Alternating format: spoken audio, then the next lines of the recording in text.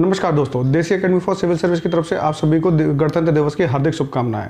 आज का ये वीडियो किसी टॉपिक से रिलेटेड नहीं है, बल्कि गणतंत्र दिवस से जुड़े हुए कुछ रोचक तथ्यों के बारे में है। तो चलिए शुरू करते हैं आज का वीडियो। जैसा कि हम जानते हैं कि 26 जनवरी को प्रतिवर्ष रिपब्लिक डे के रूप में मनाया जाता है, यानी गणतंत्र दिवस के रूप में मनाया जाता है। वहीं 15 अगस्त को हम इंडिपेंडेंस डे के रूप में यानी स्वतंत्रता दिवस के रूप में प्रतिवर्ष मनाते हैं। 26 जनवरी को रिपब्लिक डे के रूप में मनाए जाने का कारण कि हमारा जो संविधान है 26 जनवरी 1950 को लागू हुआ था, इसीलिए प्रतिवर्ष 26 जनवरी को हम गणतंत्र दिवस के रूप में मनाते हैं।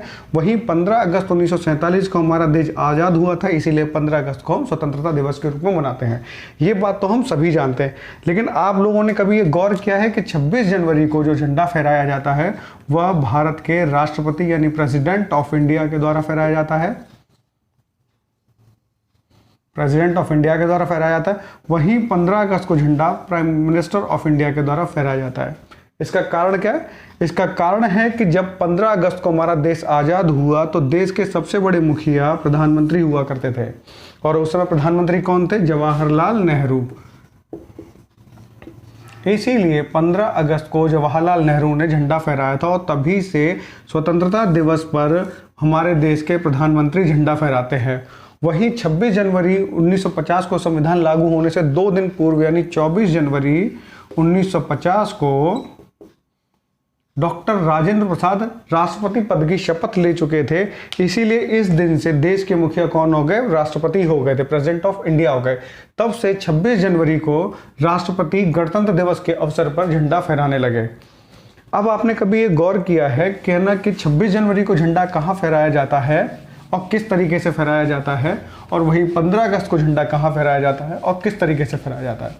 चलिए इसके बारे में आपको अभी जानकारी दे देते हैं। सबसे पहले लिखते हैं हम 15 अगस्त, क्योंकि हमारा देश स्वतंत्र पहले हुआ है और हमारा संविधान बनकर तैयार बाद में हुआ है। फिर 26 जनवरी। 15 अगस्त के दिन जो झंडा है,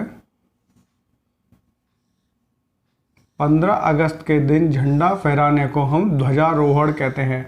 हमने अपने बचपन में सभी ने ध्वजारोहण ही सुना, तो होता है हमारे स्कूलों में ध्वजारोहण, यानी ध्वज का नीचे से ऊपर की ओर जाना ध्वजारोहण कहलाता है। 15 अगस्त के दिन झंडा नीचे से ऊपर की ओर ले जाकर फहराया जाता है, जिसे ध्वजारोहण कहते हैं। और इंग्लिश में इसको फ्लैग होइस्टिंग कहा जाता है।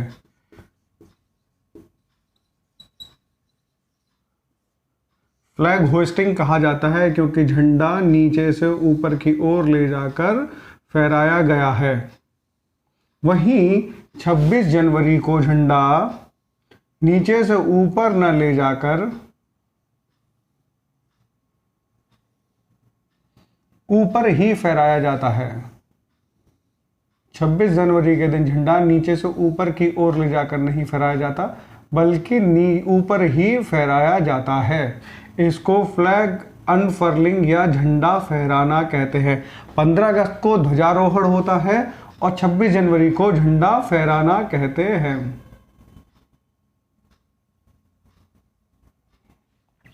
जहां 15 अगस्त को झंडा दिल्ली के लाल किले पर फहराया जाता है, लाल किले पर फहराया जाता है, वहीं 26 जनवरी को झंडा कर्तव्य पथ, जिसका पूर्व में नाम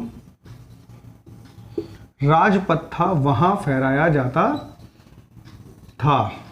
अब कर्तव्य पथ में फहराया जाता है, पहले इसका नाम राजपथ था।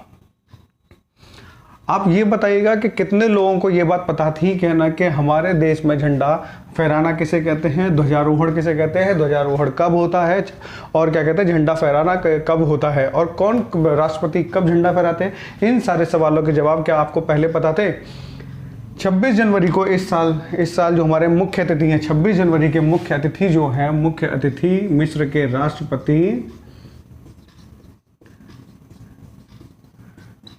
के राष्ट्रपति अब्दुल सीसी हैं।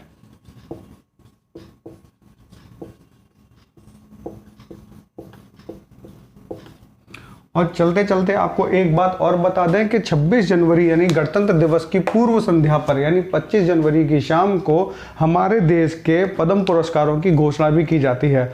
और इस साल कितने लोगों को पद्म पुरस्कार मिला है उनको एक बार आप पढ़ लीजिएगा, क्योंकि उनसे रिलेटेड एक क्वेश्चन हर बार किसी न किसी एग्जाम में पूछा ही जाता है।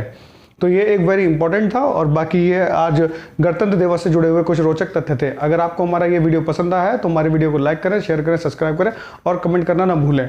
चलिए आपसे मिलते हैं तब तक अगले वीडियो में, तब तक के लिए नमस्कार।